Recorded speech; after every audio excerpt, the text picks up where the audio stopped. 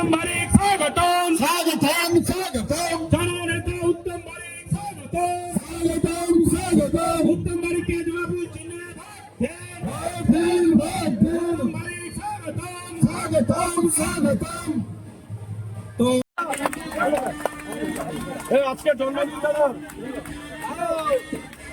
এরপরে মানুষের বাচ্চাদের জন্য মঞ্চল মানুষের পক্ষ থেকে আমাদের সম্বোধন দিচ্ছি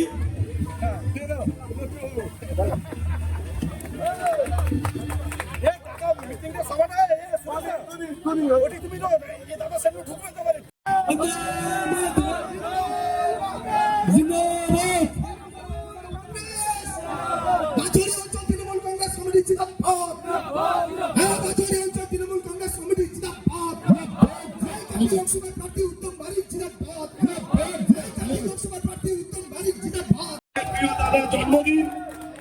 আজকে আমাদের প্রিয় দাদার জন্মদিন আপনারা ওনাকে আশীর্বাদ করুন আপনারা ওনার জন্য দোয়া করুন উনি যেন 25 আগে গণদেবতার আশীর্বাদ নিয়ে আপনাদের আশীর্বাদ নিয়ে গদ্দারকে হারিয়ে তিনি যেন আপনাদের সেবায় নিয়োজিত থাকতে পারেন সকলে ভালো থাকবেন সুস্থ থাকবেন কেউ যাবেন না আমাদের সভা চলবে আমাদের অনেক নেতৃত্ব আছেন সুরজদা আছেন বিকাশদা আছেন ওনারা বলবেন আপনারা দয়া করে কেউ যাবেন না দাদা অন্য একটা মিটিং থেকে যাওয়ার পরে আবার এই রাস্তার জন্য কি করেছেন আর মমতা বন্দ্যোপাধ্যায় বাংলার মুখ্যমন্ত্রী হিসাবে এলাকার সর্বস্তরের মানুষের জন্য কি করেছেন এটাই ভাবতে বলবো ভারতীয় জনতা পার্টি সিপিএম কংগ্রেসের বন্ধুদের অযথা মানুষের মধ্যে বিভ্রান্তি তৈরি করে সাম্প্রদায়িক শক্তিকে অনুন্নয়নের কারিগর ভারতবর্ষের প্রধানমন্ত্রী নরেন্দ্র মোদীজি যিনি ভারতবর্ষকে অনুন্নয়নের কারাগারে পরিণত করেছেন তার যাত্রাপথ সোজা করে দেবেন না তার কারণ 2014 থেকে 2024 এই ভারতবর্ষে ভারতীয় জনতা পার্টি ক্ষমতায় এসেছিলেন सबका साथ सबका विकास हर साल हम 2 करोड़ रोजगार पैदा करेंगे प्रत्येकेर अकाउंटे 15 लक्ष टाका पाइए देवार प्रतिश्रुति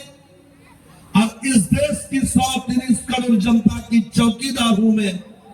प्रतिश्रुति दिए भारतवर्षे क्षमताয় এসেছিলেন মোদী আজকে 10 বছর অতিক্রান্ত হওয়ার পর ভারতবর্ষের সংবিধানকে রক্ষা করতে পারছে না যে দেশের সংবিধান সর্ববৃহৎ ধর্মনিরপেক্ষ রাষ্ট্রের সংবিধান হিসাবে সারা ভারতবর্ষের মধ্যে স্বীকৃতি লাভ করেছিল সেই সংবিধানকে রক্ষা করতে ব্যর্থ হয়েছে ভারতীয় জনতা পার্টি পরিচালিত ভারতবর্ষের কেন্দ্র সরকার আমাদের মাতৃভূমির সার্বভৌম